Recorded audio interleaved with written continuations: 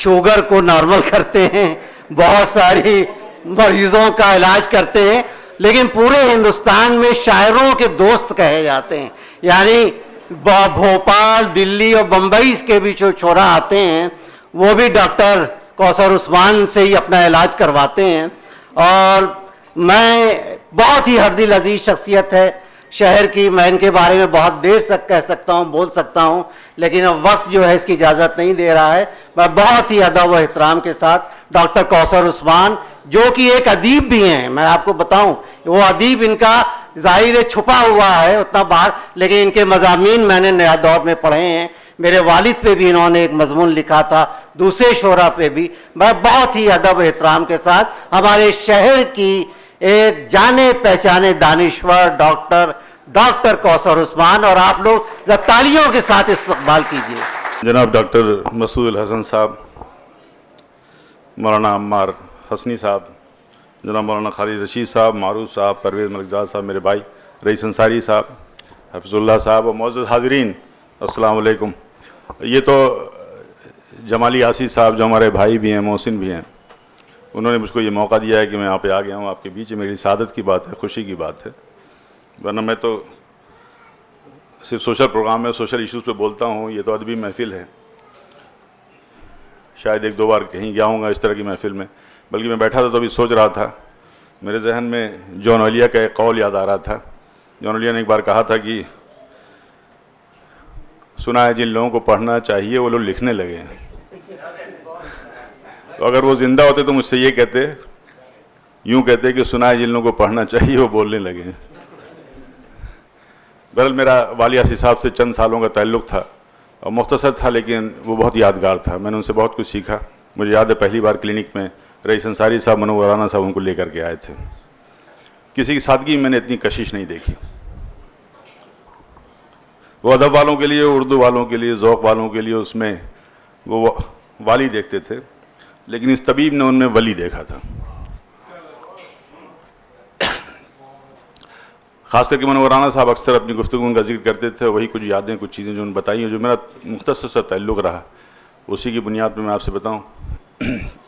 एक शेर था कि मेरा नीम के फूलों से रिश्ता तो नहीं कट सकता है, लेकिन मेरा नीम के फूलों से रिश्ता तो नहीं मिट सकता है, लेकिन मेरे जहर से कड़वे बोलों को तू शहद बना मीठा कर दे। मेरे जहर से कड़वे बोलों को तू शहद बना मीठा कर दे। इस खूबसूरत शेर को लिखने वाले वही जाने पहचाने उर्दू शायर वाली आसी साहब थे। उनको जो अदबी मोहब्बत थी अदब से, जो अल्लाह से क़ुर्ब था और जो इंसानियत से हमदर्दी थी, ये तो उनको विरासत में मिली थी।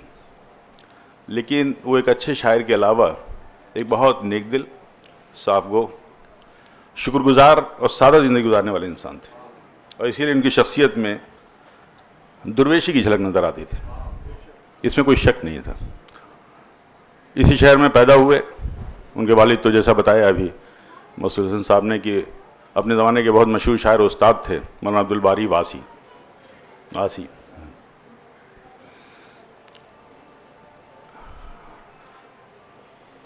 वाली आसी साहब ने अपनी शायरी 1959-60 के आसपास शायद इब्तदा की थी उसकी, और उस वक्त उनके वालिद के जो शागिर्द हुआ करते थे उनका दौर था। मजरू सुल्तानपुरी, शौकत थानवी, उमर अंसारी साहब जैसे लोगों का।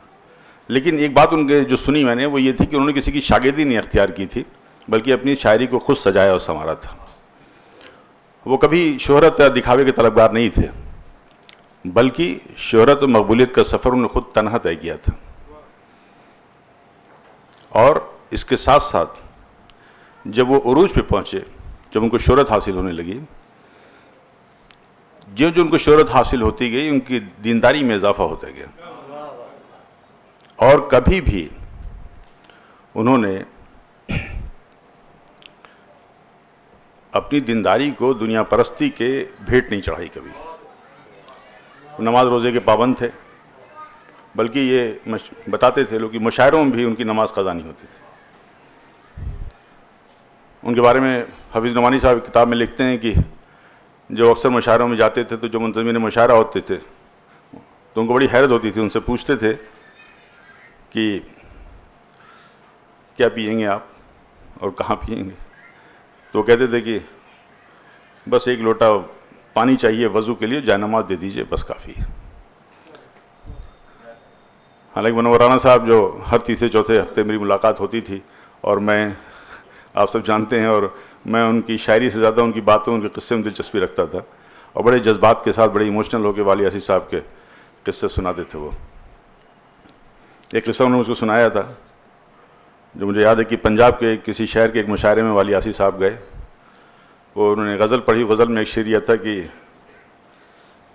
शायद कोई आ जाए हमसे ज़्यादा प्यासा, शायद कोई आ जाए हमसे ज़्यादा प्यासा, बस यही सोच के थोड़ी सी बचा रखी है।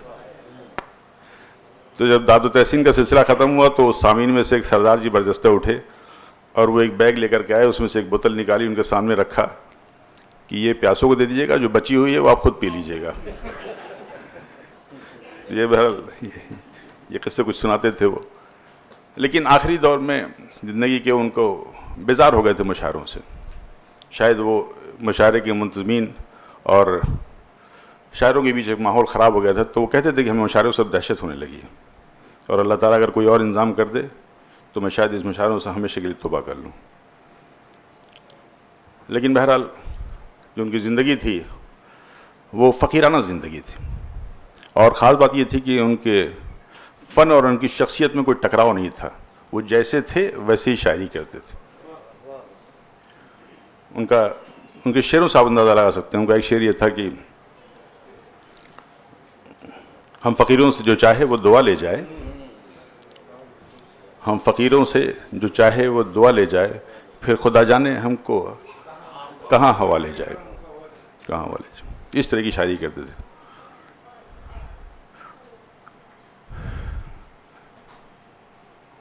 उनकी ख़ास बात ये थी कि जब उनका जो, चूँकि मेरा शायरों से ताल्लुक़ रहा है, तो मकतब दीन व अदब जो था वो ज़ाहिर सी बात उन्होंने इसलिए उसकी शुरुआत की थी कि एक ज़रिए माश था। लेकिन वो जो दुकान कायम की थी वो दुकान कम थी, बल्कि वहाँ पर जो अदबी शख्सियात थी उनकी मुलाकात गाह ज़्यादा थी, जैसा आपने बताया, और तरबियत गाह भी थी। वहाँ शायर भी आते थे, सहाफ़ी भी आते थे, अदीब भी आते थे। घंटों बैठ के चाय पीते थे, गुफ्तगू करते थे, और अदबी बहसें वहाँ पर होती थी। एक शायर ने तो ये लिखा कि वो दुकान इतनी पतली थी जैसे किसी बंदूक की नाल की। हालांकि साथ में उन्होंने ये भी लिखा कि वो बेंच ऐसी थी कि ऐसा कोई हिंदुस्तान का बड़ा शायर नहीं हुआ जो उस बेंच पर ना बैठा। ये थी उनकी शख्सियत। दुर्वेशी ज़िंदगी गुजारी उन्होंने, एक फ़कीर ज़िंदगी गुजारी। इतनी सादगी, इतने बाज़गुज़ार इंसान शायर के हैसियत से मैंने बहुत कम देखा। पीजीआई में उसमें एक डॉक्टर नकुल सिन्हा थे, कार्डियोलॉजी के हेड थे। कुछ दिन मेरे इलाज में रहे, फिर जाहिर सी बात तकलीफ ज़्यादा बढ़ी तो उनके इलाज में रहे वो। उनकी जो बेगम थी ज्योति सिन्हा, वो बड़ी ज़ौक़ वाली औरत, अपने शेर व सुखन में बड़ी दिलचस्पी रखती थी, और अपनी इस्लाह वो कृष्ण बिहारी नूर से कराती थी। तो एक बार उन्होंने, वो सब किस्से मुझे याद हैं जिससे अपनी नज़रों से गुजरे हुए हों, उन्होंने कृष्ण बिहारी नूर और वाली साहब को अपने घर पर बुलाया एक नशिस्त के लिए। वो पीजीआई पहुँच गए, और पीजीआई पहुंचने के बाद वक्त हो गया था नमाज का। उन्होंने नमाज के लिए कहा तो ज्योति सिन्हा अपने घर में एक सफ़ेद साफ़ चादर बिछा दी। वाली आसिफ साहब ने उसी पे नमाज़ पढ़ी। लेकिन नमाज़ पढ़ने के बाद उनको दिल का ज़बरदस्त दौरा पड़ा, और इसके पहले कि कोई तिब्बी मदद फराहम होती वो इस दार फ़ानी से रुखसत हो गए। और जिसके बारे में अभी मसूद साहब जिक्र कर रहे थे कि प्रोफेसर मजीदादा मंजूर साहब ने लिखा कि लखनऊ की तारीख़ में मजाज लखनवी के बाद किसी का जनाजा, किसी शायर का जनाजा इतनी शान से नहीं उठा। तो दरअसल वो एक शायर का जनाजा था, एक फ़कीर का जनाजा था, एक दुर्वेश का जनाजा था, वो वाली आसी का जनाजा था। और ज्योति सिन्हा जब उनकी ताज़ियती जलसा हुआ तो उनके आंसू थम नहीं रहे थे, और आज भी वो इस बात को फ़ख्र से कहती हैं कि वाली आसी ने अपनी ज़िंदगी की आखिरी नमाज हमारे घर में अदा की थी।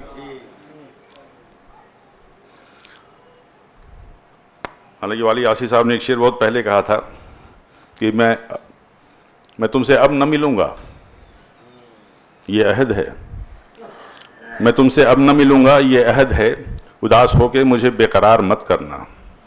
अब मुझे खबर नहीं ये ज़िंदगी कहाँ ले जाए, कहीं ठहर के तुम मेरा इंतज़ार मत करना। इस तरह के अशार कहते थे वो। और जाहिर सी बात है वाली आसी रुखसत हो गए, अपनी इज़्ज़त, शोहरत, मकबूलियत छोड़ गए, लेकिन आने वाली नस्लों के लिए वो नसीहत भी छोड़ गए। ये नसीहत थी कि इंसान किसी भी पेशे में हो, किसी भी फ़न का माहिर हो, लेकिन उसकी शख्सियत उस पर हावी रहती है, और वो शख्सियत ही उसकी नुमाइंदगी करती है, वही उसकी शिनाख्त होती है।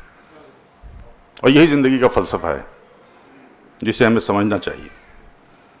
और उस वली ने जो दूसरा पोशीदा पैगाम दिया था वो ये दिया था कि मौत का एक दिन मुअय्यन है। वो शहर और सूबे के बड़े अस्पताल के अहाते में किसी बड़े तबीब के घर पे भी हो सकती है, मौत को टाला नहीं जा सकता। और ये मौत का फ़लसफ़ा नहीं है बल्कि मौत की हकीकत है।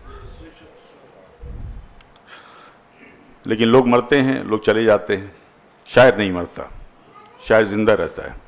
शायर अपनी तख्लीक़ात में ज़िंदा रहता है, शायर हमारे ख़यालात में ज़िंदा रहता है। और वली आसी भी ज़िंदा है। वाली आसी हमारे दिलों में ज़िंदा हैं, हमारे ख़यालात में ज़िंदा हैं। और एक शायर होश नौमानी रामपुरी ने कहा था कि जिस्म तो खाक है और खाक में मिल जाएगा। जिस्म तो खाक है और खाक में मिल जाएगा, मैं बहरहाल किताबों में मिलूँगा तुमको। चलिए, आपकी समाअतों के लिए बहुत बहुत शुक्रिया।